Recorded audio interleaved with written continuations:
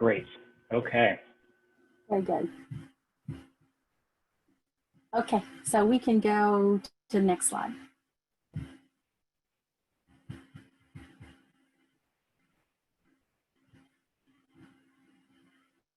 There you go. All right, we're on track now. So the 2020-2021 RDA Framework Components that we will discuss today in the presentation include the RDA Manual, the RDA Confidential and Subsequent Public LEA Reports, calculated determination level assignments for the 3 included program areas based on assigned indicator performance levels, and continuous improvement engagement and activities based on the targeted determination levels and cyclical monitoring assignments. So throughout this presentation, you'll hear us refer to determination level as DL. So we will be using some acronyms. So level setting on that. DL is determination level and PL is performance level. And we'll talk about those throughout the presentation. The associated icons you see on this slide will help you guide through what presentation reference to the framework components that we'll be talking about. So the book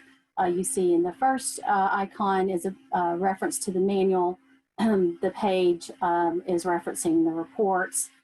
The pyramid icon is referencing the performance levels and determination levels, and the continuous improvement icon is about the engagements and activities that are going to occur based on targeted DL and cyclical monitoring assignments. So hopefully this will help you identify and guide through with us today. Next slide. So we're going to begin today by understanding the legal authority and the annual adoption of the RDA manual that provides the data sets for assigning those PLs, DLs, and targeted monitoring engagement and activities. Next slide. The 2020 RDA manual was adopted into the Commissioner's Rules at 19 TAC section 97.1005, and it was effective on September 1st. This provided means for the LEA public reports, and those reports and the more information about the RDA manual and that adoption process is available on the TEA website through a recorded overview. It includes all the changes, the COVID-19 impacts to the rule and the subsequent reports, and a walkthrough in each of the program areas with included indicator examples. And that's, again, available on the TEA RDA website. And I believe Jacob has included that web address here in the chat. If not, you'll see that come up in just a few minutes. Thanks, Jacob. I would encourage you, if you haven't listened to that recorded overview and you have questions specific about the RDA manual and adoption process, you can find that information there. Next slide, Jacob. I have included a year-to-year comparison that is also included in that overview for our discussion today to give a little context to some of the issues that we faced from 2019 RDA to 2020 RDA. Of note and highlighted throughout the remainder of this presentation is the change from 4 reported program areas in 2019 to 3 reported program areas in 2020. This resulted in an overall reduction in the number of indicators from 51 in 2019 to 35 in 2020. This change also includes a new combined program area identified as Other Special Programs, or OSP, that includes student groups from the 2019 ESSA program grouping. Last year in ESSA, OSP had separate allocations for reporting on students experiencing homelessness, students in foster care, and students who are military connected. OSP this year, we'll discuss further, combines those 3 groups for PL assignments. In particular, the unavailability of STAR testing data in 2020 has significantly decreased the number of PL assignments across all the program areas in 2020. The impacted assignment of determination levels by program area based on performance level or PL assignments is described in subsequent slides. but as you can imagine, was impacted as well. For the remainder of the presentation, we'll likely refer to the program area in abbreviated names such as SPED, BEESLEL, or OSP. And finally, some monitoring activities have been carried over from the prior year due to disruptions and lack of data in some of the areas from 2019 to 2020 as a result of the school closures and discontinuation of monitoring activities in early to late spring. Next slide, Jacob. So in this section, we're going to discuss the RDA data, the RDA reports, and the diagnostic frameworks that use the data reports for each of the program identified areas.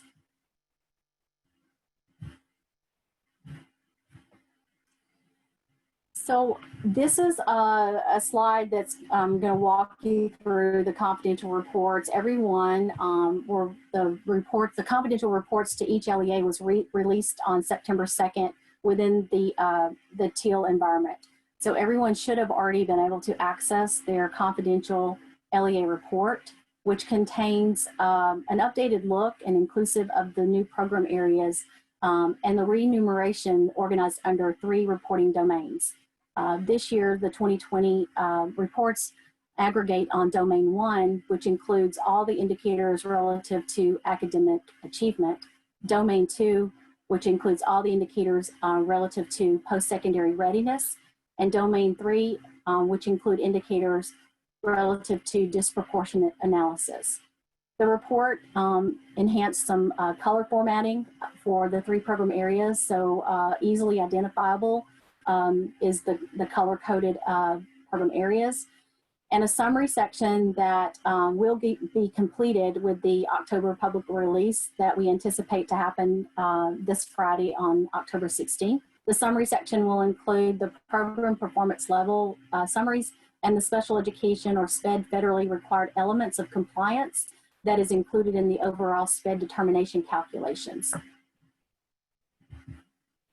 So let's break down what's included on the report. The report includes 3 years of available data with current year PL0 cut points when applicable. The LA rate is also displayed on the report and assigned based on the numerator and the denominator included in the report. Check in to make sure, yeah, Jacob's got it going.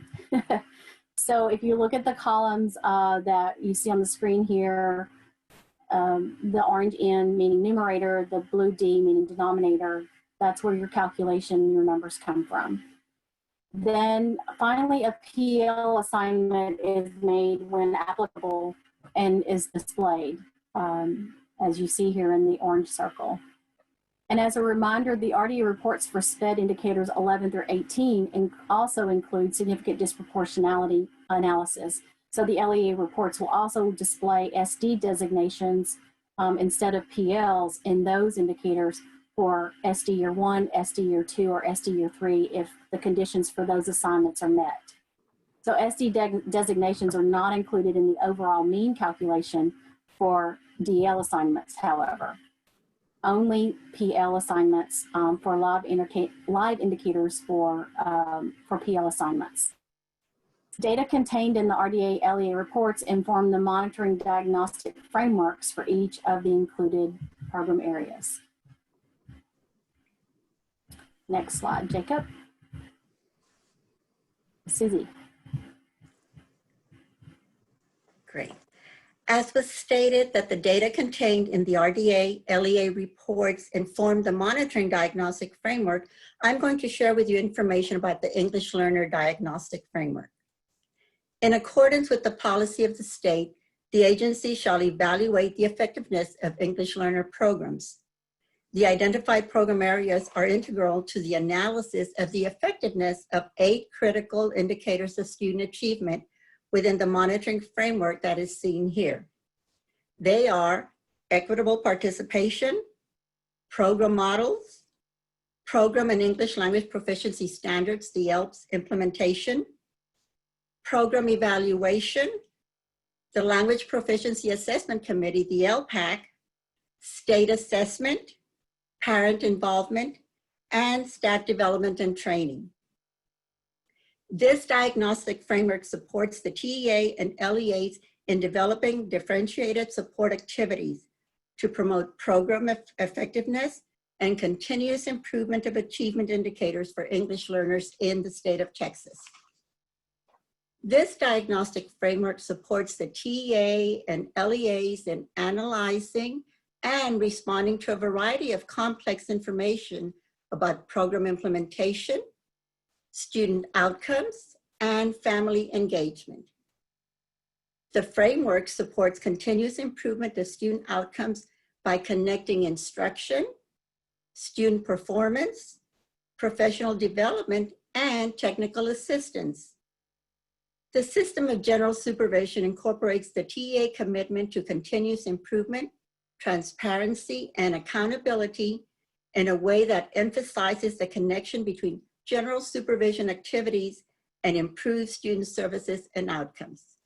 Next slide, please, Jacob.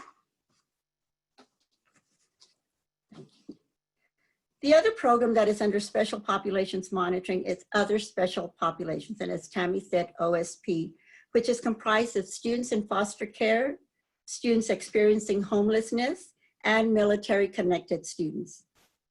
Also, in accordance with the 2020 Results-Driven Accountability Framework, the RDA, OSP reporting includes indicators that are used to measure and ensure the academic success of, as we stated, students in foster care, students experiencing homelessness, or the military connected in an LEA in Texas.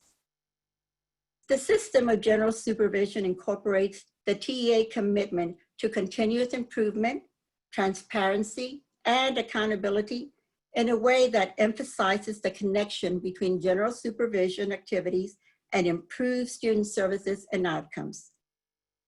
The monitoring activities for the 2020-2021 school year will be aligned to continuous improvement activities directly aligned to determination levels identified through OSP performance level indicators. Activity requirements for OSP are further described within the DMS process, which is found in the 2020 Department of Review and Support Differentiated Monitoring and Support Guide to General Supervision and Monitoring that is located on the TEA Review and Support website. Next slide, please. The third program area that's reported on the RDA is TEA's Special Education Framework, which includes a system of general supervision that emphasizes a data-driven, systematic approach to compliance and improvement of outcomes consistent with the federal intent for students with disabilities served in special education.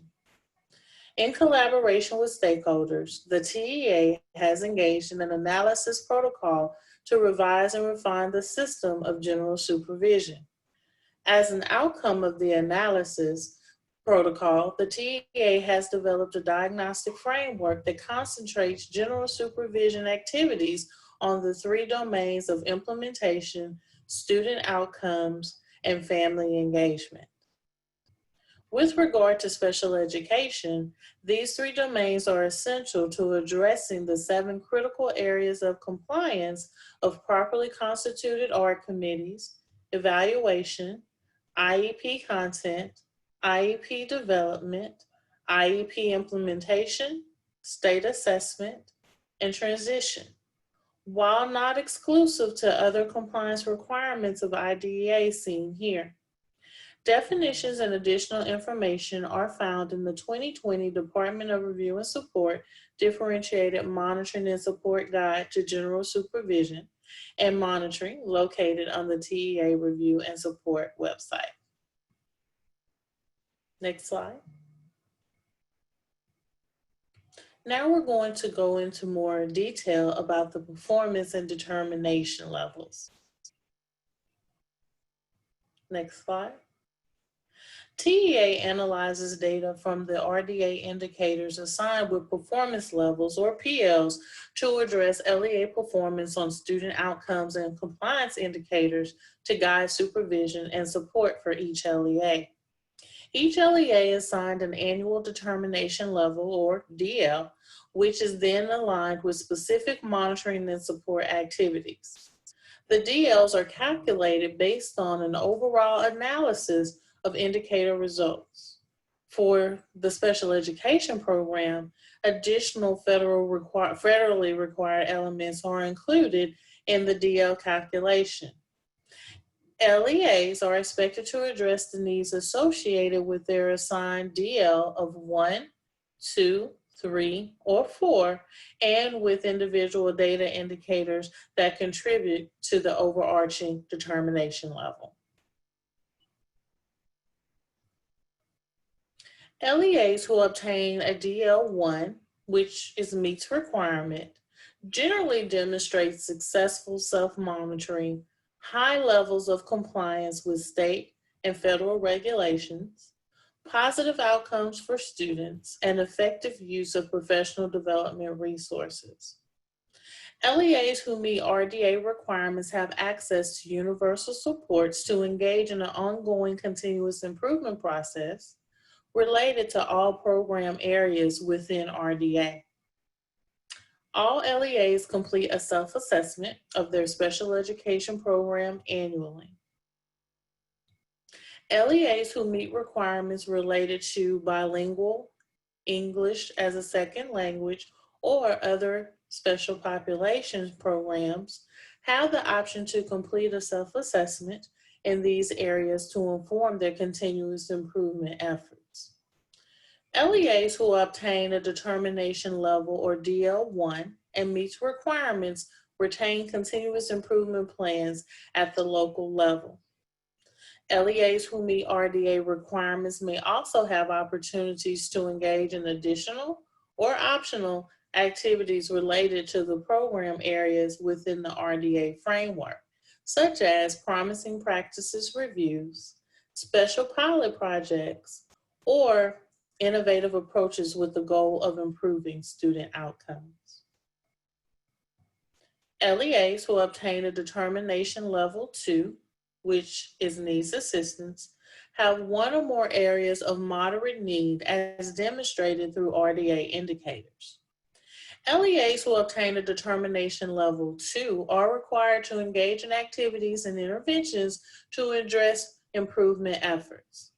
All LEAs, again, complete a self-assessment of their special education program annually. LEAs who meet requirements related to the bilingual ESL or OSP programs have the option to complete a self-assessment in these areas to inform their continuous improvement efforts. After identifying areas of strength and need, the LEA develops a strategic support plan that describes continuous improvement efforts in each identified RDA program area. The LEA receives guidance from the TEA Department of Review and Support regarding targeted supports designed to address the LEA's areas of need and monitor progress toward strategic support plan goals. LEAs identified as needs assistance are guided by the Department of Review and Support team to access universal supports or identify targeted supports to engage in practices of continuous improvement. Determination level 3, which is needs intervention, have either LEAs and DL3 have either one area of intense need and or multiple areas of moderate need as demonstrated through the RDA framework. Areas of improvement are identified through the RDA indicators and LEA self-assessment, identifying the LEA's need for a universal and targeted support. LEAs will outline activities and interventions to address improvement efforts in a strategic support plan developed by the LEA with guidance from the TEA Review and Support team. Again, all LEAs complete a self-assessment of their special education program annually. LEAs who obtain a determination level 3 related to bilingual ESL programs, activities, and interventions to address efforts in a strategic support plan will be developed by the LEA. So LEAs who obtain a determination level 3 in bilingual or OSP will outline activities and interventions to address in their strategic support plan. After identifying areas of strength and need, LEAs who obtain a determination level 3 receive TEA assistance to develop a strategic support plan that prioritizes continuous improvement efforts.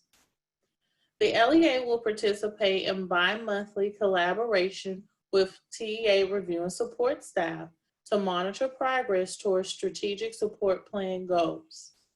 The LEA receives assistance from the TEA review and support staff regarding targeted supports designed to address LEA prioritized areas of need and are directed to targeted supports. Determination level 4, which is need substantial intervention. LEAs who obtain a DL4 may have one or more areas of intensive need demonstrated through indicators. Areas of improvement are identified through RDA indicators, LEA self-assessment, and/or monitoring activity results, which identify the need for targeted or intensive support. LEAs who obtain a determination level 4 outline activities and interventions to address improvement efforts in the strategic support plan developed by the LEA with the support from the TEA review and support team. All LEAs complete a self-assessment of their special education program annually. LEAs who obtain a DL4 related to bilingual ESL programs will complete a self-assessment in these areas to inform their continuous improvement efforts. LEAs who obtain a DL4 in bilingual ESL or OSP programs will outline activities and interventions to address improvement efforts in a strategic support plan developed by the LEA. LEAs who need substantial intervention participate in monthly collaboration with the TEA review and support staff to monitor progress towards strategic support plan goals. LEAs identified as needing substantial intervention with RDA determinations will be prescribed targeted and intensive support and activities designed to address the area of need.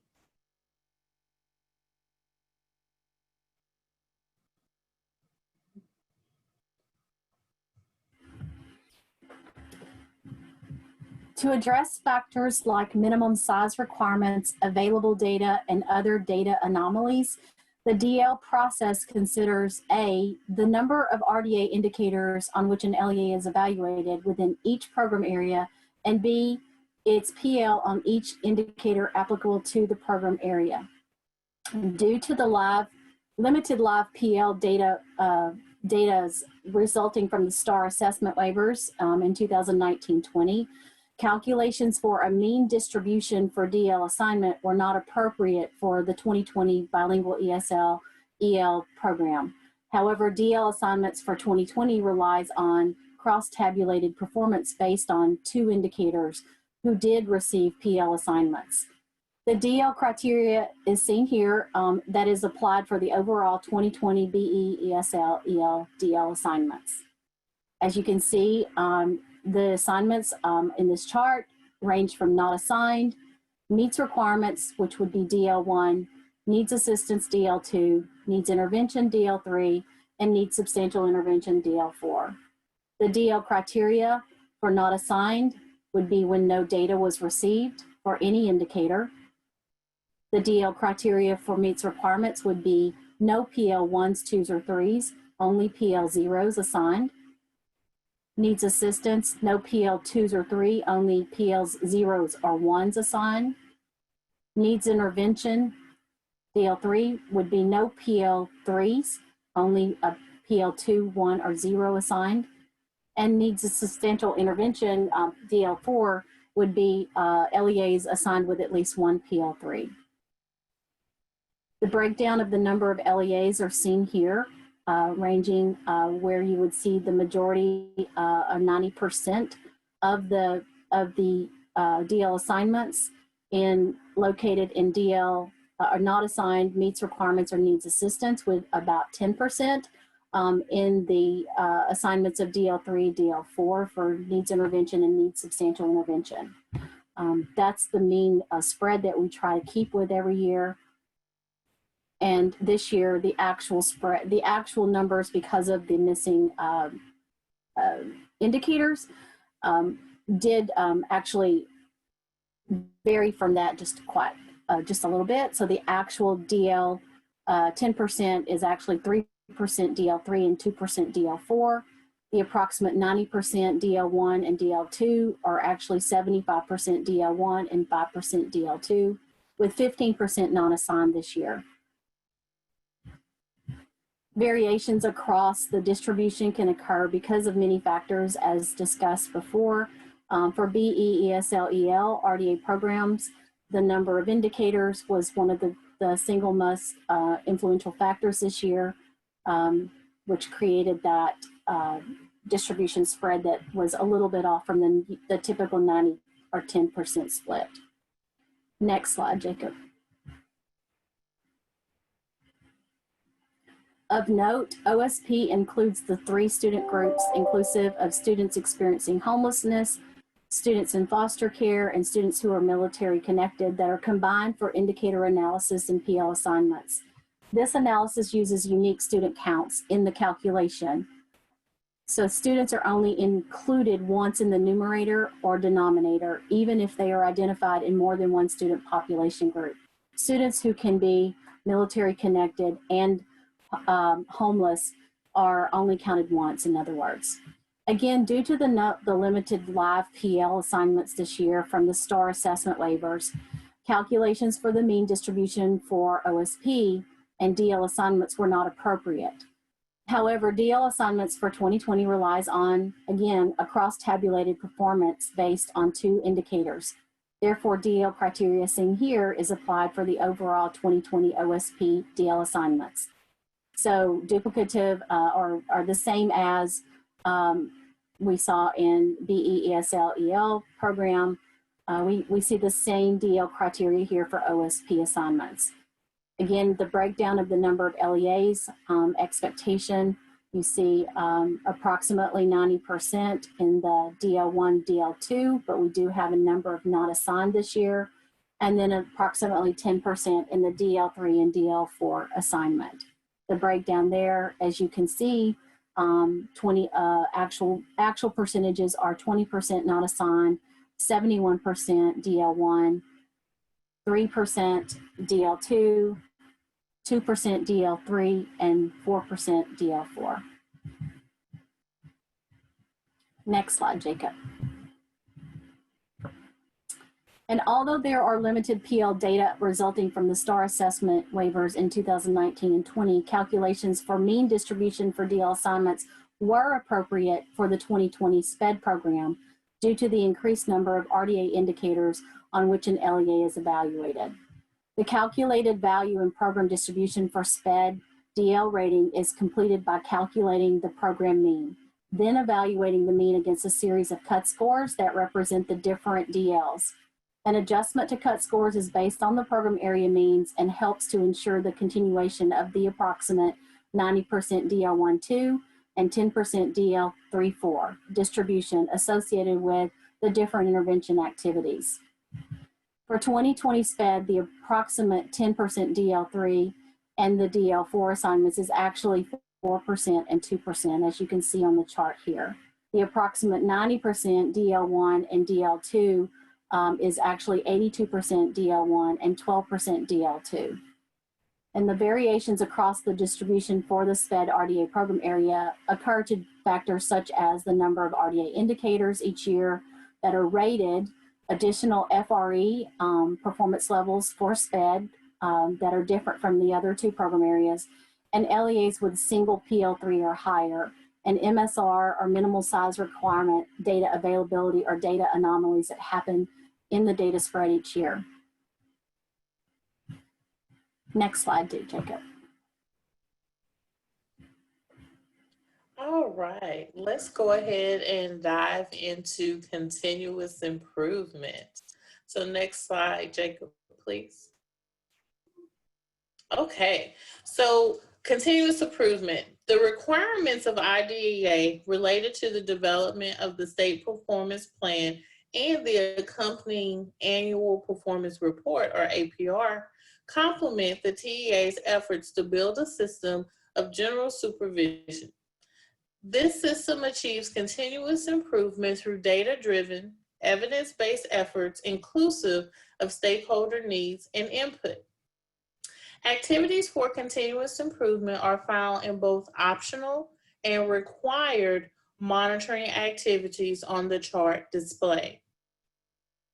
Interventions based upon determinations within the RDA framework are aligned across multiple program areas and are integrated into the differentiated monitoring system, respective to each program area.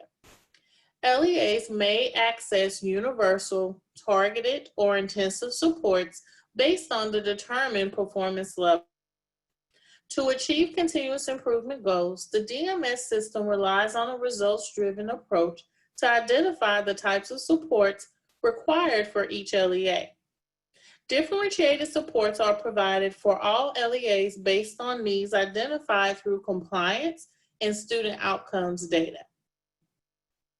Additional support activities may be recommended based on the results of monitoring activities, such as a desk review or an on-site review. The TEA has aligned 3 types of support with RDA framework to be implemented within the TEA DMS system: universal, targeted, and intensive. LEAs receive differentiated supports based on their individual areas of identified need. While assessing recommended supports, LEAs are expected to demonstrate progress towards improving outcomes for students and increasing compliance with state and federal program requirements. In cases where the LEA does not demonstrate sufficient progress, the TEA may prescribe intensive supports as required by federal regulation. Universal supports are proactive technical assistance resources available for all LEAs. Universal supports are designed to assist the LEA in continuously improving educational outcomes for students. LEAs assessing universal supports benefit by actively addressing identified areas of need, increasing capacity for quality program implementation, and maintaining a culture of continuous improvement. Examples of universal supports include free online modules, access to statewide technical assistance networks, program guidance, family resources, frequently asked questions, and of course, TEA review and support team communication. Targeted supports may include technical assistance resources available for LEAs who obtain a determination level 2 or determination level 3 to address specific areas of need focused on one or more discrete issues. Targeted supports are designed to address the needs identified through RDA indicators and to assist the LEA's efforts to improve educational outcomes for students. LEAs participating in targeted supports benefit by implementing improvement activities that directly address needs, increase the LEA's capacity to resolve the root cause or causes of performance gaps, and establish a culture of continuous improvement. Examples of targeted supports include free online modules, referral to statewide technical assistance networks, family resources, program guidance, frequently asked questions, professional development with follow-up support, TEA feedback and assistance in completing the strategic support plan, bi-monthly collaboration with your TEA regional team. LEAs receiving targeted supports may be asked to provide evidence of completion of support activities. So examples of evidence that may be submitted include, but are not limited to, technical assistance schedules, revised procedures, handouts and materials used for professional development, meeting agendas, sign-in sheets for training activities, and data demonstrating progress towards strategic support plan goals. Intensive supports is our final level, and that's identified to prioritize areas of need for LEAs who obtain the determination level 4. Like targeted supports, they are designed to address the needs identified through RDA indicator analysis and to assist LEA efforts to improve educational outcomes for students. LEAs participating in intensive supports benefit by prioritizing improvement activities that directly address needs, build capacity to identify and address the root cause or causes of performance gaps, and establish a culture of continuous improvements. LEAs that are identified as a DL4 and need substantial intervention will engage in prescribed activities directly related to the LEA's identified area or areas of need with sustained and in-depth support. So here are some examples of intensive supports. TA assistance in completing the strategic support plan. Monitoring of progress towards short and long-term improvement goals. Assignment to statewide technical assistance networks. Assignment to ESC support. Professional development with sustained follow-up. Monthly collaboration with TEA regional teams. Also, LEAs receiving intensive supports are required to provide evidence of completion of support activities. Here are some examples of evidence that may be submitted, include, but are not limited to, technical assistance schedules, revised procedures, handouts and materials used for professional development, meeting agendas, sign-in sheets for training activities, and data demonstrating progress towards strategic support plan goals. Next slide, please.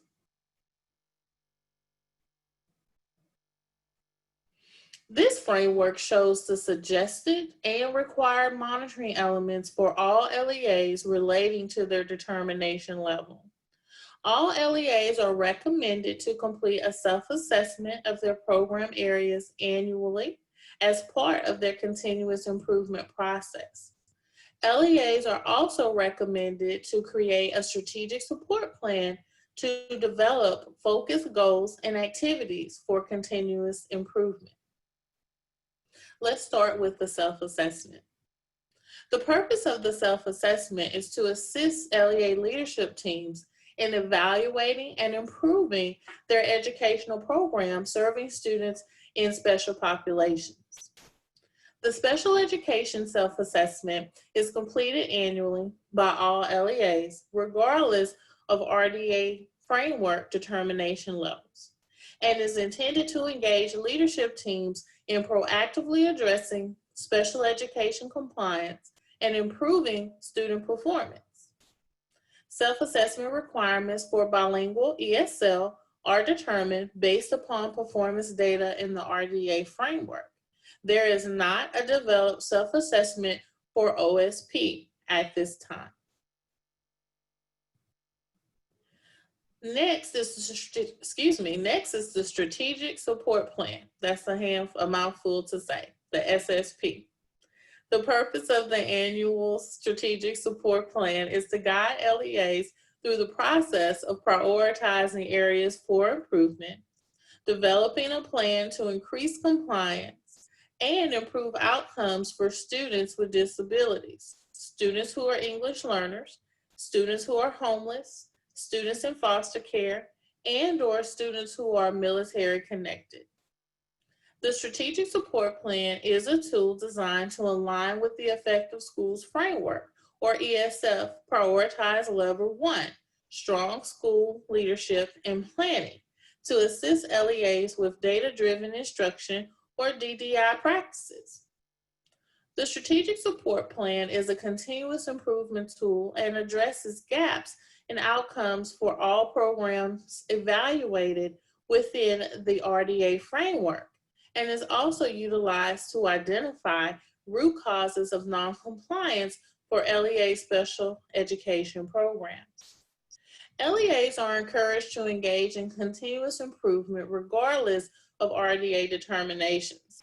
However, based upon annual determinations within the RDA framework, the Strategic Support Plan submissions may be required.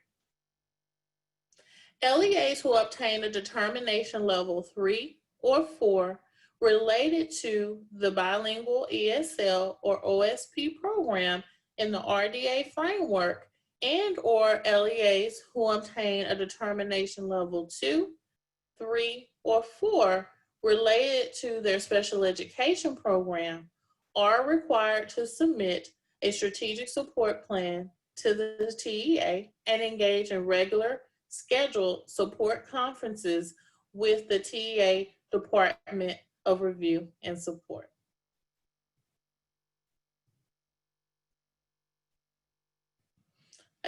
Next, you have the targeted desk review, which is an additional targeted activity in which it is aligned to your determination level within the RDA framework.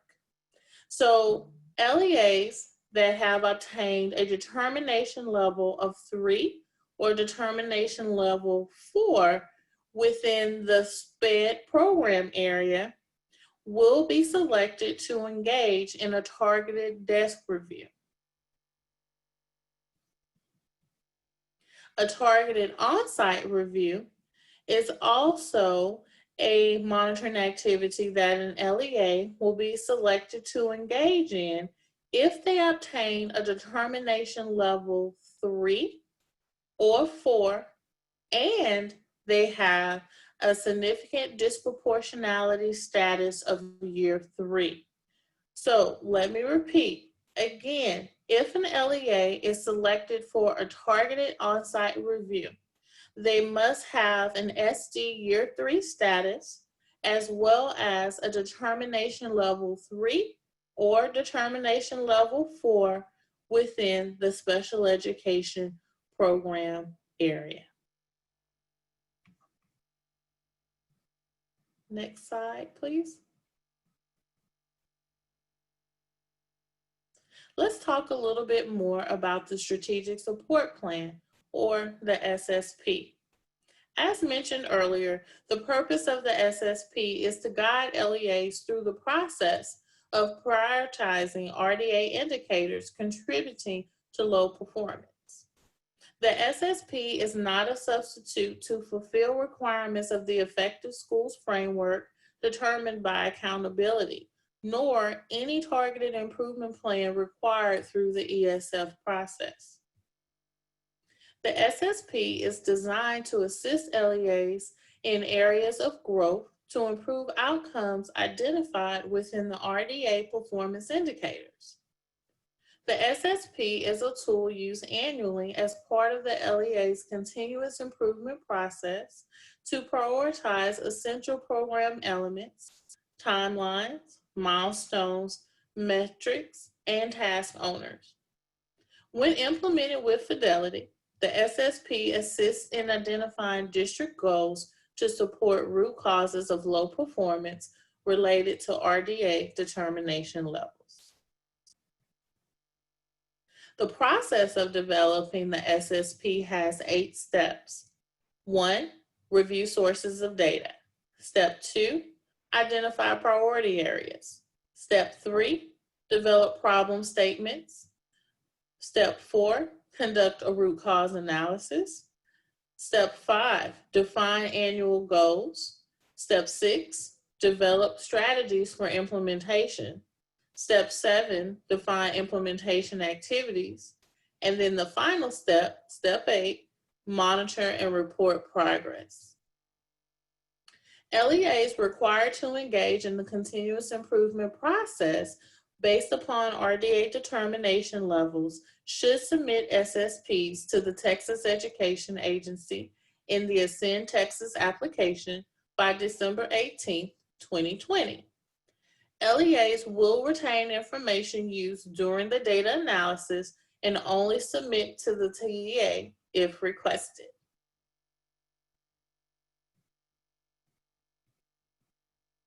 All right, let's transition into timelines and discuss upcoming training opportunities and submissions to support LEAs as we prepare to engage in monitoring activities.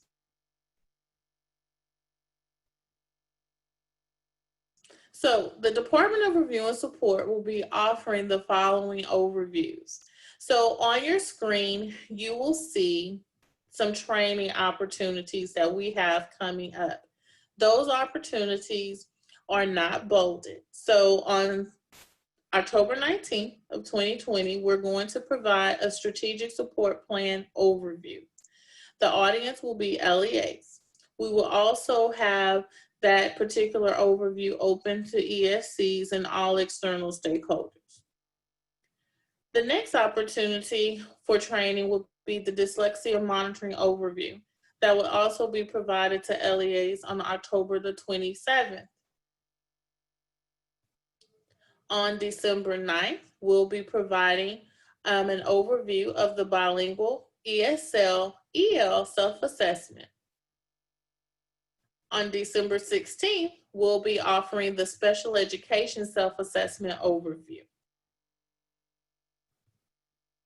In addition to these upcoming training opportunities, we also wanted to provide participants with a few upcoming submissions LEAs will be required to submit if applicable.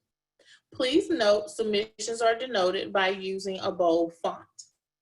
So on December 1, LEAs should submit their District Coordinator of School Improvement qualifications, or their DCSI qualifications.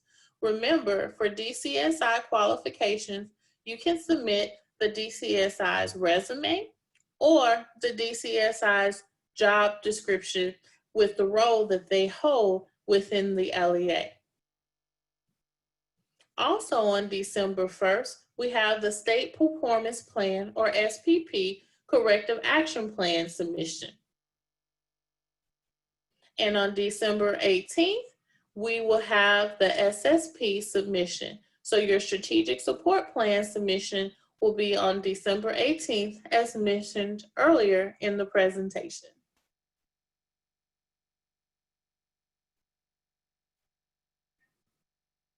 Next slide.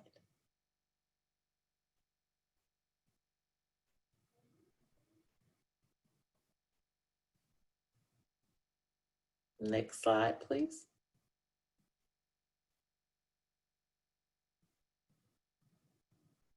All right. So now let's talk a little bit about the Ascend Texas application.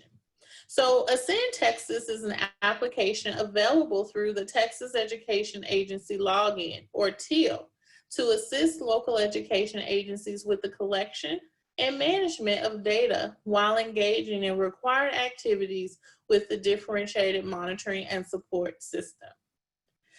This is really exciting. Beginning in the 2020-2021 academic year, the Department of Review and Support will begin transitioning DMS monitoring components associated with RDA, cyclical and targeted reviews, SPED and EL self-assessment, SPP noncompliance into the Ascend Texas application.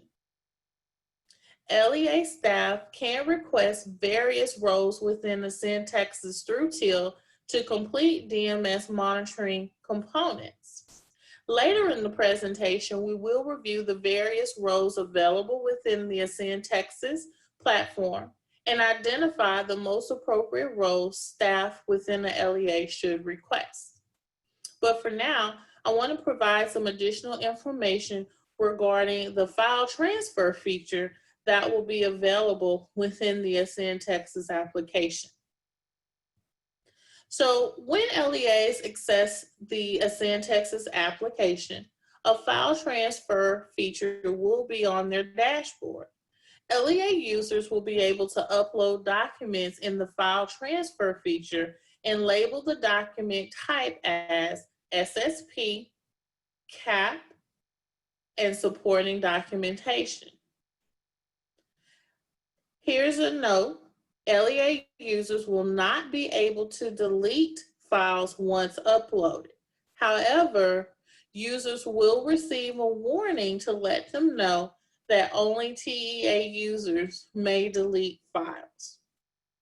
So that's a nice feature that will roll out during this school year to provide access to LEAs to work in the Ascend Texas application for their continuous improvement efforts with the SSP, but also with their corrective action plans.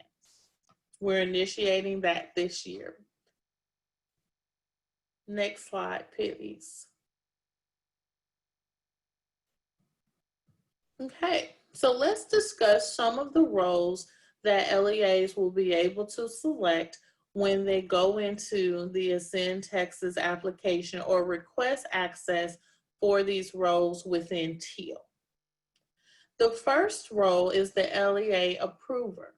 This role will oversee local access to the platform and approve submissions to TEA.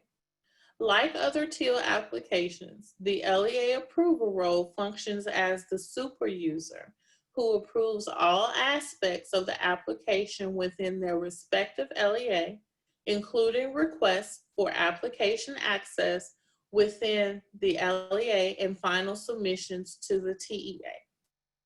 So who should request this access?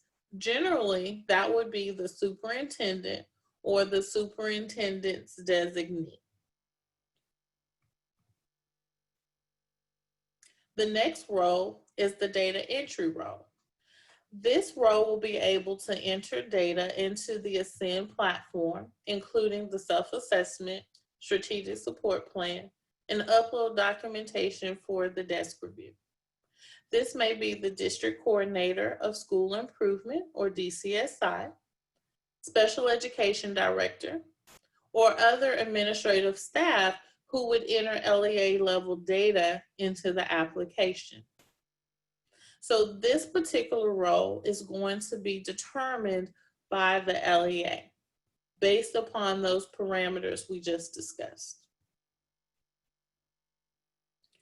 TEA Full Edit is for TEA users who provide regular maintenance and updates to the Ascend application. So that particular role is TEA only. TEA Viewer is for TEA reviewers working with LEAs to support their continuous efforts. So again, TEA Full Edit and TEA Viewer are for TEA only staff. And the final role is Viewer. This role is for ESC staff providing supports to LEAs for the self-assessment and other DMS components. Next slide, please. So for the next few slides, we will provide participants with a preview of the Ascend Texas dashboard.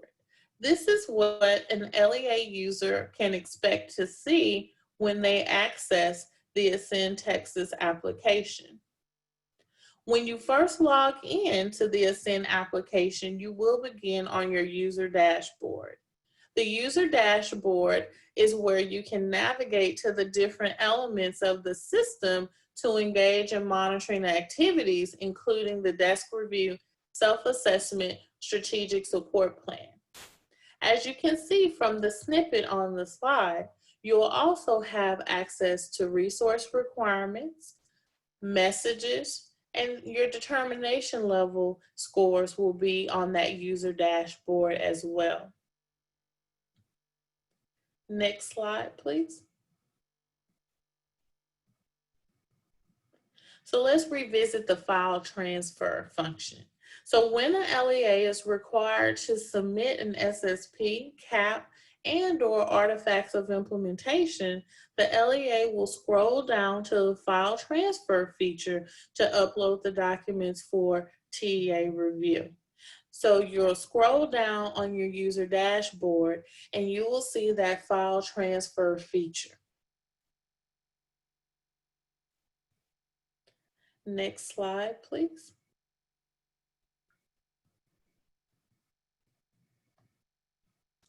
Okay, so once the LEA user is ready to upload documents, the user will click on the Upload Documents button right next to the file transfer feature.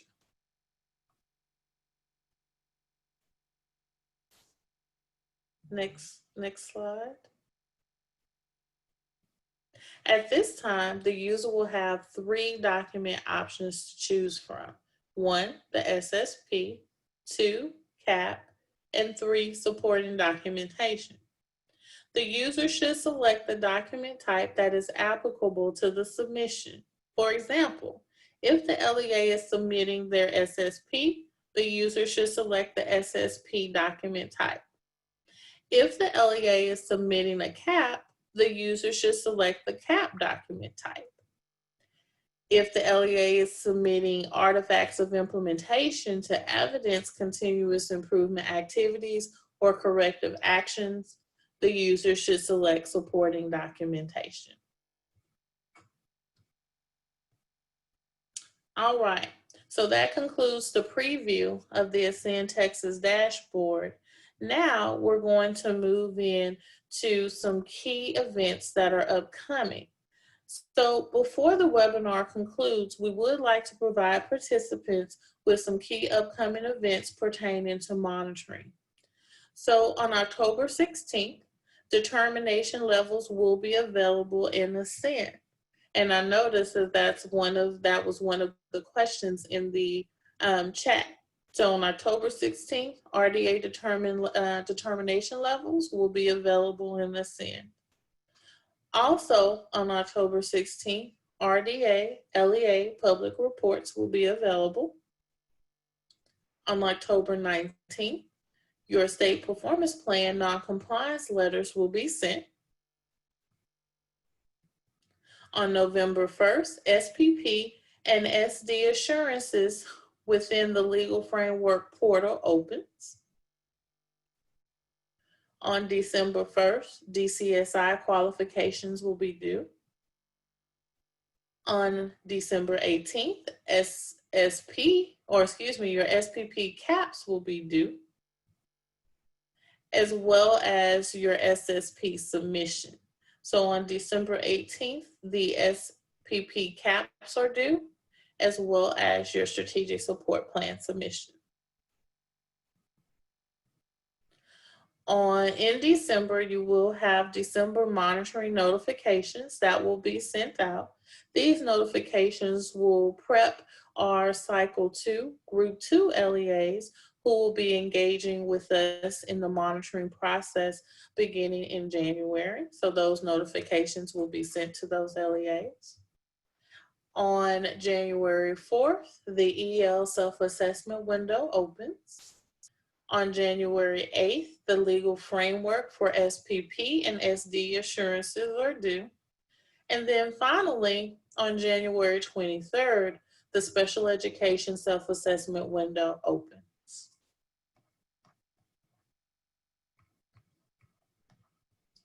So we know there may be additional questions you may think of post-webinar today.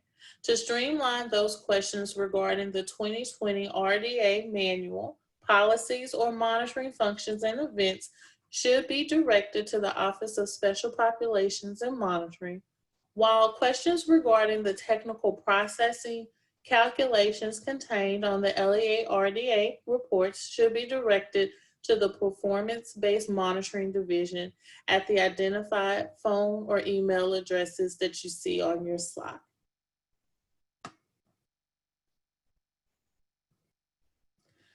So the last slide, of course, is thanking everyone for participating in today's RDA webinar. And I am going to go back to Jacob to see if we have any questions within the chat that either myself, Tammy Piercy, or Susie Coulters will be able to answer for the participants today.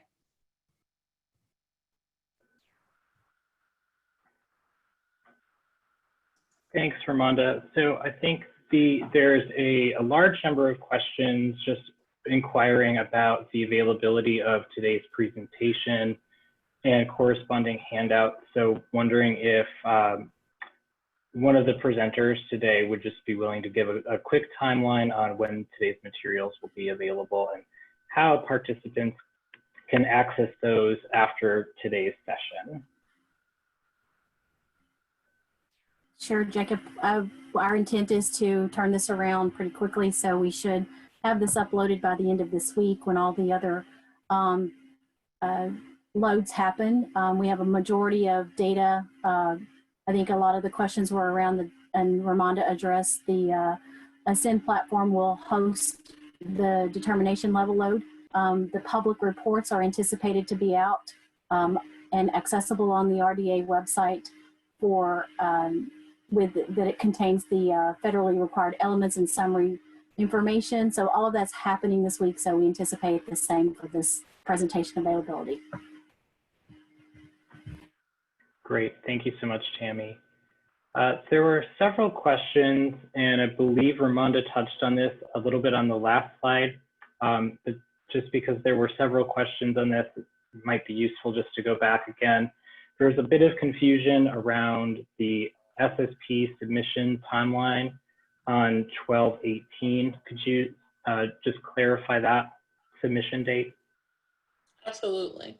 So with the strategic support plan, it will be due on December 18th, and that's actually aligned to the submissions that a district engaging with the ESF or school improvement, the Department of School Improvement would actually be submitting documents to them as well. So that is aligned. I noticed that in the chat, some of the questions pertain to the SSP being submitted prior to the self-assessment window opening. And so the self-assessment is one piece of data that may be used to develop a strategic support plan. But the district would have access to different data sources, such as your STAR results from the 2018-2019 school year, discipline reports, the RDA information for the current school year, as well as last school years, to develop a strategic support plan. Once the self-assessment is fully implemented and you have your self-assessment summary, an LEA may utilize that self-assessment summary for the 2021-2022 school year to develop continuous improvement efforts that have been identified and prioritized by the district leadership team. So for this school year, the strategic support plan will be due on December 18th, and districts may use multiple data sources that they have access to. Unfortunately, the self-assessment window opens after that, but that is just one piece of data that may be used in subsequent years. Great, thank you, Ramonda. There were also several questions that came in regarding the performance level determinations and where to find them. So could you speak a little bit more about where participants could go to find their performance, their determination levels, and how that's different from their performance levels that they're now able to access? Sure. I saw many questions around performance level, determination levels, and so I'll address several things right now, just in efforts of kind of combining information. The performance levels are found on your confidential reports that are accessible through your TEAL system right now, the TEAL application for accountability. So you will see any live performance levels assignments there. The reports do not contain your overall determination level. Those assignments will be made and available in Ascend this Friday. So in order for you to find your program area determination level, you'll have to go to Ascend to get that. The other questions, let me look. so I can combine some of that. There were several questions about calculations and inclusions in different program areas. So I'm looking at a question specific to how do we know the determination level. The charts that are included in this webinar are also included in the RDA Framework Overview that is on the website right now. So if you go to the linked RDA website that Jacob's provided, you'll find multiple resources there, including the RDA DMS manual, the RDA manual, the RDA rule proposal and final adoption overview that we talked about, as well as an RDA framework page. And so many of the slides and charts and graphs that you'll see here are included information in those related resources that were pulled for this presentation. As there's a question here, Jacob, I'm sorry, I'm just jumping ahead to questions, so I'm still talking about kind of the same assignments of these DLs. Inclusion on special education would be calculating a mean distribution. In other words, the total sum of your performance levels. So however many 1s, 2s, and 3s you may have, those are added up for a sum total, and it's divided by the number of live or applicable indicators that you have data. So any no data indicator would not be in your denominator this year. So it varies by district depending on the applicable data sets. Those are, again, calculated in a mean distribution by the cut points that are assigned on that chart. And I think one other question related to the application of those PLs or DLs was specific to the other bilingual ESL, EL programs or OSP. Due to the fact that both of those program areas are limited with only 2 live PLs this year. Yes, if you do get a single 3 or a single 2 PL assignment, that will elevate you to an overall determination. And part of your SSP and working through that would be looking at that particular or those particular indicators, which are graduation and dropout for your SSP and any strategic supports that you may need around that. Great, thank you, Tammy. There were also several questions that came in the chat regarding the self-assessment. So specifically, could we talk about whether the special education self-assessment will be submitted into Ascend or housed locally, and where participants can find that self-assessment if they're looking for it? Okay, very good questions. So at this time, we are beginning this year, we are transitioning to using the Ascend platform for the differentiated monitoring and support components. And so LEAs engaging in the self-assessment will complete that DMS monitoring activity within the Ascend Texas platform. And there will be additional training opportunities for LEAs to receive more information regarding the self-assessment and completing that monitoring activity and uploading that activity within the Ascend platform. So this year, the self-assessment will be completed within Ascend. And I believe the self-assessment is available, and Jacob, correct me if I am wrong. The self-assessment is available right now within the resources section of Ascend, or it will be available within the resource section of Ascend. Is that correct, Jacob? Thanks, Ramonda. There is actually a section in the Ascend platform dedicated to the special education self-assessment where LEA staff can complete the self-assessment directly into the platform.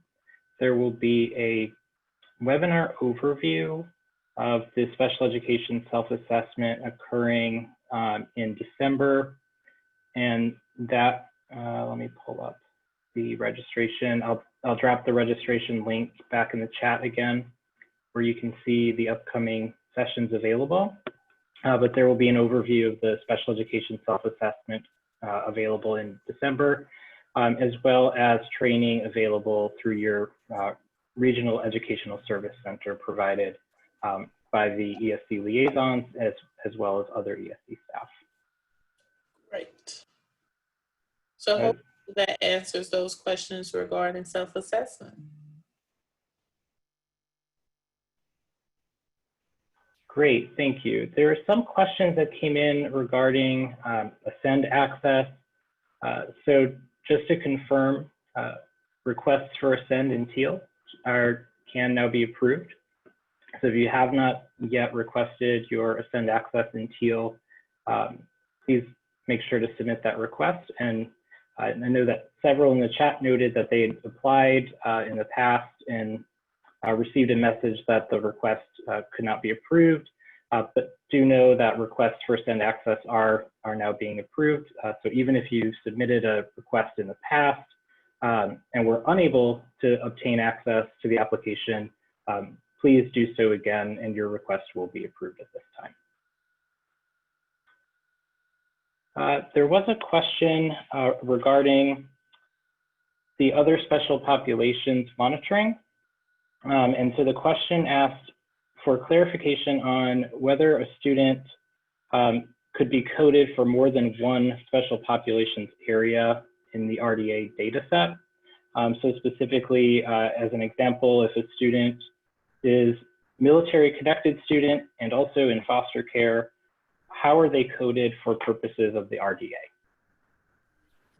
So if you look at your report, you'll see that there are three student populations that are the data is displayed for each of those student populations. But if you have a PL assignment, the PL assignment is for OSP. And so in the student specific populations, that student who may be military connected and counted in homeless, let's pick those two areas. They could be in all three actually. That student would be displayed and counted in each of the student pops that they do belong. So yes, they would be there, but the PL assignment does not allow for that student to be 3 times in the numerator or 2 times in the numerator and 3 times in the denominator or 2 times in the denominator. So that student is only unique in the overall PL assignment only once. So it doesn't matter which category they are in for PL assignment, they just are counted once if they are counted anywhere in any of those 3 included populations. And I believe there was another question related, Jacob, about is migrant from ESSA included in the OSP populations? And the answer is no, it is not.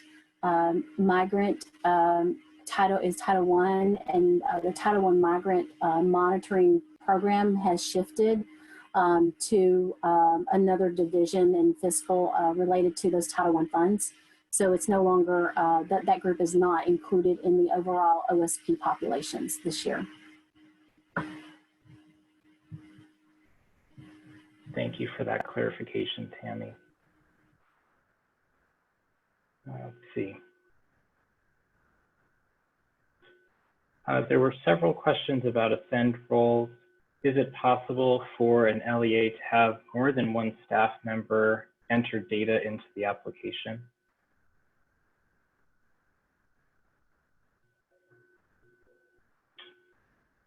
I can answer that question. Okay. Yes, it is. So the assignment of roles in the Ascend application is a local decision. So you, as a leadership team in your LEA, have the ability to determine which staff should apply for the data entry role, as well as who can apply for the approver role. And you can certainly have multiple staff assist with the data entry into the application. And also just to piggyback off of Jacob, We did drop the link to the Ascend Texas platform guidance document located on the Review and Support website into the chat. So you do have access to that if anyone is experiencing any difficulty with accessing Ascend or locating Ascend within the TEAL application as well. There was also a question about the difference between Ascend and ISAM and whether Ascend is replacing ISAM this year. Wondering if we could say a little bit more about those two TEAL applications and how they will be used related to RDA requirements and monitoring requirements in 2020, 2021. Great. So we all love ISAM. We're all used to using ISAM, but beginning this school year, we are working to transition all things monitoring, dealing with special education monitoring into the Ascend Texas application. So we are looking at transitioning the self-assessment for bilingual ESL, EL, monitoring activities regarding special education programs into Ascend versus ISAM. There will be some lingering compliance pieces that we will still be using ISAM to correct non-compliance for LEAs, for instance, that engaged in cycle 1, group 1, or group 2 monitoring. We will still be working with ISAM to correct and verify those non-compliance issues. We are finishing up with our SPP non-compliance that was identified during the 2019 school year in ISAM. So there are some ISAM activities that will continue during the 2020-2021 school year. However, we are transitioning monitoring activities into the Ascend Texas platform. Great, thanks, Ramonda. Just to clarify that there were several questions just asking about the distinction between the acronyms SPP and SSP. I know we've touched on that, but could we specifically state what the SPP acronym refers to, what the SSP acronym refers to, and what the difference is between the two? Absolutely. So in the world of education, we have so many acronyms, and sometimes it's difficult to keep them all straight. But for the SSP, that is referring to the Strategic Support Plan, which is the annual continuous improvement template that LEAs will use to develop their goals and objectives that they've identified or prioritized from their RDA framework based upon their determination levels. The SPP refers to the state performance plan indicators, which are indicators 11, 12, and 13. So SPP are those non-compliance pieces that is being referred to with that acronym. Tammy, do you want to add something to that? Sure, and the SPP indicators, in addition to 11, 12, and 13, are those additional indicators that are in your federally required elements. So it's based, they are truly compliance based. They are required to be analyzed, and districts must report, and the state must determine whether compliance or non-compliance exists in those indicators, and apply them to the overall determination levels for a district. So those are found in the federally required element requirements, which by the way, are also going to be uploaded into Ascend. So you will be able to see those. And I'll piggyback on that to another question I saw, Jacob, with regards to the distinction on the 16th. The release of the public reports are considered the masked reports. So I think somebody was asking a question, it seemed they were unclear. The confidential reports were the ones that were released on September 2nd in the TEAL application. They were unmasked. And so you can see all of your data, all of your numbers. When we release publicly, they're the masked RDA reports. And in the summary section of your masked reports that will be out public on the 16th, you'll be able to see your FRPL assignments for each of those 4 federally required elements, which contains the SPP noncompliance. Thanks, Tammy. Could you speak a little bit about what happened to the CTE indicators that used to be included in the RDA report? Sure. CTE is obviously missing from the RDA report this year. If you want to know a little bit more about that, there is mention of it and some discussion in the RDA Manual final adoption overview that's referenced here within this, and we talked about in the beginning of the presentation. But CTE, Perkins had some changes this year. There were some data submission changes going on this year. And as a result, the decision was made at TEA to allow the year for the CTE division to do their own monitoring. We anticipate that a likely return of CTE into the RDA may happen in the coming years, but that decision hasn't been made today. So CTE is not part of the RDA for our monitoring purposes this year through the Office of Special Populations and Monitoring. Thanks, Tammy. There are also some questions about the SPED determination level calculations. Could you just provide a recap on how those determinations are calculated? Sure.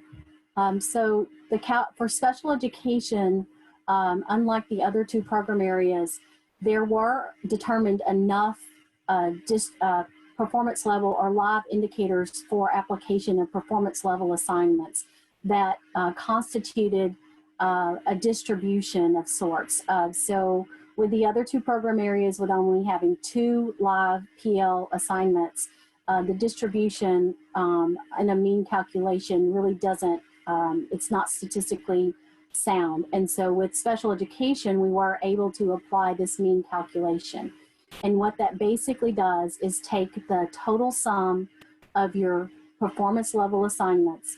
So if you have 6 live indicators and you have 0, 0, 0 in the first 3, a 1, a 1, a 1 in the next 3, then you're going to have a total sum of 3 for your numerator. You're going to divide that by 6 because you have 6 live PL indicators, and that's going to give you your cut point or your overall mean calculation point. If you look, if Jacob, I don't know if you can pull that slide back up. It might give a little more context to what I'm saying. But the cut point is your mean calculation, and the cut points assigned for the distribution of the DL assignments was based on a 90% versus 10% split, approximate 90-10 split. And so when we apply that 90-10 split, then this is the number of LEAs and the number, the percentage of the applied by the DLs to give us that calculable split. And so the cut points are displayed based on that 90-10 split. So I think there was a question in the chat, what does it mean if you have a cut point of 0.5? That means that anything up to 0.5, you are in meets requirements. So anything up to 0.7 on our chart would be you are in needs assistance. Anything up to 0.9 is in needs intervention, and anything equal to or greater to a 1 cut point would mean you're in substantial interventions.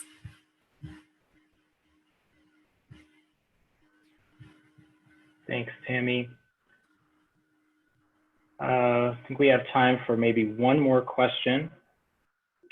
Let's see. There was a question about, just for clarification again, on the difference between masked and unmasked reports.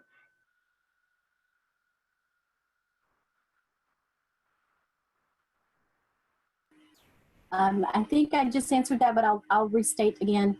The unmasked reports will be are in your TEAL application. So to get your unmasked report, you need to have access to the accountability tab in TEAL environment in order to pull down your unmasked confidential report. The masked reports, which will be public, which basically mask data that apply to that minimum size for masking purposes. So I believe the criteria is anything 6 or below. So if you have a number count in any of those your aggregate counts on your performance, for performance level assignments or for any other data, it would be masked. So for confidential reasons, and so the public wouldn't be able to identify certain student populations within the report. So those are released on this Friday, the 16th, on the RDA website. So the district reports will be downloadable then publicly. And it will also, again, contain those additional federally required element, the FRE, TEAL assignments, and other summary data. Great, thanks, Tammy. So we are at time for today. On your screen, you should see the contact information for the Department of Review and Support, where you can reach out if you have additional questions following today's webinar, as well as the contact information for performance-based monitoring, where you can obtain additional information or get questions answered related to calculations within the RDA. We will be reviewing all the questions submitted. We had the opportunity to address many of them.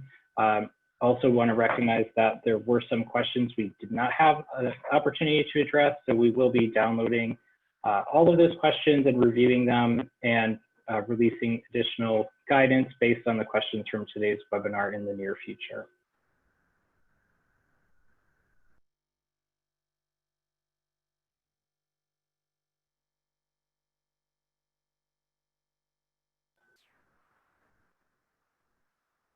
All right, we thank everybody for your participation this afternoon, and thank you for your questions. Again, this recording and additional handouts will be available on the Review and Support website, posted by the end of this week. Thanks, everyone.